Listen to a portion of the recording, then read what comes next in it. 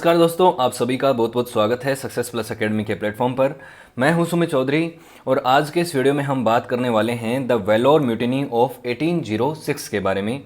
1806 में वेलोर में एक सैन्य विद्रोह हुआ था, इसके बारे में हम बात करेंगे। तो जब भी सैन्य विद्रोह की बात आती है, द ग्रेट म्यूटिनी की बात आती है, तो आप सभी के दिमाग में आता होगा 1857 का विद्रोह, 1857 की क्रांति, जिसको फर्स्ट वॉर ऑफ इंडिपेंडेंस भी कहते हैं, और ब्रिटिशर्स इसको, लेकिन उसको सिपोई म्यूटिनी के नाम से भी जाना जाता है।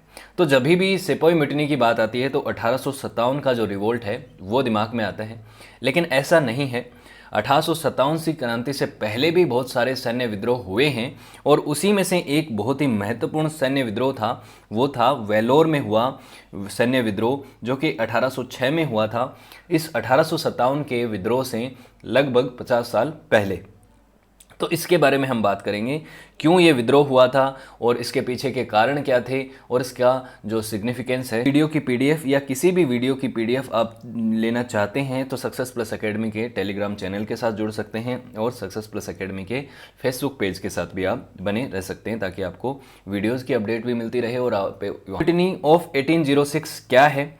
तो 10 जुलाई 1806 को वेलोर में पहली बार एक बहुत बड़े स्केल पे सिपाहियों ने विद्रोह किया ब्रिटिश ईस्ट इंडिया कंपनी की जो रेजिमेंट है उसके जो सुपीरियर ऑफिसर्स हैं उनके खिलाफ, और यहाँ पे सैकड़ों ब्रिटिश ऑफिसर्स को मार दिया गया और उनको बंदी बना लिया गया, और जो आरकोट का जो किला है उसको कब्जा लिया गया। दिन का विद्रोह था, एक ही दिन में इसके ऊपर कंट्रोल पा लिया गया था, लेकिन बहुत ही बड़े स्केल पे ये इतना बड़ा विद्रोह हुआ था। सिपाहियों ने जो किया था, इतने बड़े स्केल पे बड़े विद्रोह पहले हुए नहीं। 1857 से लगभग 50 साल पहले होने वाला विद्रोह था, 51 साल पहले होने वाला विद्रोह था।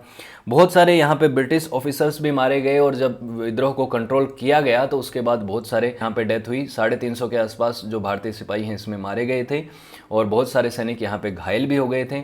और बाकायदा जो भारतीय सैनिक जिन्होंने विद्रोह किया था उनको तोप के गोले रख के खड़ा करके उनके ऊपर तोप के गोले दागे गए थे, इस तरीके से उनको पनिश किया गया था। तो ये इस तरीके का विद्रोह था। कारण क्या थे इस विद्रोह के होने के पीछे के? तो था, देखिए, मैंने अभी कल ही एक वीडियो बनाया था जिसमें हमने 1857 की क्रांति से पहले के सैन्य विद्रोह के बारे में चर्चा की थी।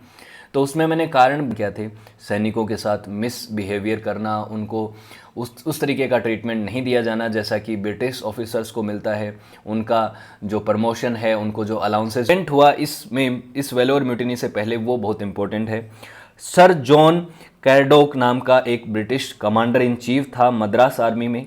इसने एक ऑर्डर इशू, सैनिक हैं भारत के, वो रिलीजियस मार्क्स जो हैं उनके अपने फोरहेड पे नहीं पहनेंगे किसी भी तरीके का। जैसे कि कोई हिंदू है तो वो अगर टीका भी लगाता है तो वो उसको लगाता है, जो रिलीजियस है वो नहीं लगा पाएगा। साथ ही साथ मूछें और दाढ़ी रखना भी यहाँ पे उसने बैन कर दिया, इस ऑफिसर जॉन कार्डोक ने। तो ये जो चीज़ थी, ये हिंदू मुस्लिम जो सिपाही थे उनके सेंटिमेंट्स को हर्ट करने वाली चीज़ थी। आप जानते हैं बैन लगाना अपने आप में बड़ा ही डिसरेस्पेक्टफुल है कि उन सिपाहियों के ऊपर आप एक तरीके का टॉर्चर कर रहे हैं, उनको मजबूर कर रहे हैं किसी चीज़ को मानने के लिए। और साथ ही साथ जो सिपाही, भारतीय सिपाही राउंड हैट पहनते थे, अपनी रिलीजियस हैट भी पहनते थे अपने अपने तरीके से। कोई पगड़ी बांधता था, कोई राउंड हैट ला दी उनके लिए कि आप ये हैट पहनोगे, आज से लेदर की एक टोपी ला दी, उसको पहनना है। तो ये जो चीज़ें थी सिपाहियों को बहुत ही बुरी लगने लग गई। उनको लगा कि ये लोग क्या करना चाह रहे हैं ओवर द टाइम, ये चाहते हैं कि हम अपने रिलीजन से दूर हो जाएं, हमारे रिलीजन्स को, सेंटिमेंट्स को ये हर्ट करें, और हमें ओवर द टाइम ये क्रिश्चियनिटी में कन्वर्ट करना चाहते हैं। क्रिश्चियन मिशनरीज़ का भी एक बहुत बड़ा दौर था उस समय, क्रिश्चियन मिशनरीज़ को फायदा देंगे। तो एक तरीके से इनको लगा कि ये हमारा धर्मांतरण करना चाहते हैं, इसीलिए हमारे साथ ये इस तरीके का व्यवहार कर रहे हैं, हमारे रिलीजन को ये ठेस पहुंचाना चाहते हैं। तो ये बहुत बड़ा कारण रहा, और इसकी वजह से बहुत सिपाही हैं उन्होंने विद्रोह भी किया। उन्होंने कहा कि हम ये यूनिफॉर्म जो आपने कोड लगाया है, यूनिफॉर्म कोड, इसको फॉलो नहीं करेंगे। उसकी वजह से बहुत सारे जो सिपाही जिन्होंने विद्रोह किया था उनको पनिश किया गया, हार्श पनिशमेंट दिए गए, फिजिकल, उनको मनवा के रहेंगे, जो हमारा ऑर्डर है उसको मानना पड़ेगा। ब्रिटिशर्स में ये ईगो था क्योंकि उन्होंने इस तरीके से कंट्रोल किया था, जिस ब्रूटैलिटी के साथ इंडिया के पूरे रीजन को जिस तरीके से उन्होंने कंट्रोल किया था, तो इसलिए उन्होंने इनको हैवीली ज़बरदस्ती उनको ये रूल्स मनवाने के लिए मजबूर किया। साथ ही साथ जो टीपू सुल्तान की जो फैमिली थी, अभी देखिए टीपू सुल्तान की तो 1799 में डेथ हो गई थी। श्रीरंगपट्टनम की जो लड़ाई थी, जो फोर्थ एंग्लो मैसूर वॉर था, उसमें उसकी डेथ हो गई थी। बेटे थे, उन्होंने भी इन रिबेलियंस को सपोर्ट किया। पहले बैक स्टेज सपोर्ट किया और बाद में सामने आके सपोर्ट किया। आरकोट के किले पे जब उन्होंने कंट्रोल कर लिया था तो राजा भी घोषित कर दिया था इसके बेटे को। तो ये सब तो कारण रहे। अब बात करते हैं इवेंट्स की, क्या कुछ घटी। जुलाई 1806 को सबसे पहले जो सिपाही इकट्ठा हुए थे, उन्होंने इकट्ठा होके 14 ब्रिटिश ऑफिसर्स को मार दिया। और उसके बाद जो इंग्लिशमैन जो थे यहाँ पे 14 ऑफिसर्स को मार दिया और 115 इंग्लिश सिपाहियों को मार दिया, जो भी इस 69th रेजिमेंट में डिप्लॉय थे, उन सभी को इन्होंने मार दिया। और जो बचे हुए थे उनको इन्होंने, और जो अरकोट का किला था उसको भी इन्होंने अपने कंट्रोल में ले लिया। अब जो बेटा था, मैंने अभी बताया आपको, टीपू सुल्तान का बेटा जिसका नाम था फतेह अहदर, उसको इन्होंने अपना सुल्तान, अपना राजा घोषित कर दिया। फील कीजिए कि 1857 की क्रांति में भी वो रिलीजियस सेंटिमेंट वाली बात थी, जिसमें बंदूक की जो इनफील्ड राइफल थी उसको मुंह में लेने से मना कर दिया था, उसको खोलने से मना कर दिया मैटर था, क्योंकि उसमें गाय और सुअर की चर्बी की बात थी।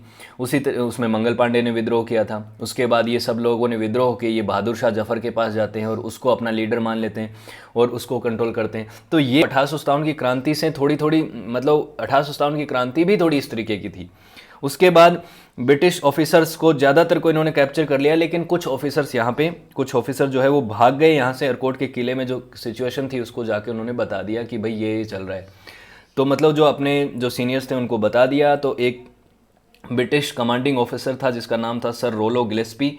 इस आदमी ने इस रिबेलियन को क्रश करने के लिए लगभग 100 सैनिकों को यहाँ पे शुरुआत में ही मार दिया गया और उनको दीवार के सामने खड़ा करके ये कहा कि आप दीवार की तरफ मुंह करके खड़े हो जाइए, और उनके पॉइंट ब्लैंक रेंज से उनके ऊपर गोलियां दागी गई और उनको मारा गया। वहाँ पे बहुत ही यहाँ पे शॉट किया गया। 350 से ज़्यादा सैनिक यहाँ पे मारे गए और लगभग 350 के आसपास ही यहाँ पे घायल हो गए। और इस तरीके से तोप के गोलों के सामने सैनिकों को बांध के उनको गोलों से उड़ाया गया कि ये इस तरीके का ये इस तरीके से ब्रूटैलिटी से ब्रिटिश ईस्ट इंडिया कंपनी ने इनको दबा दिया।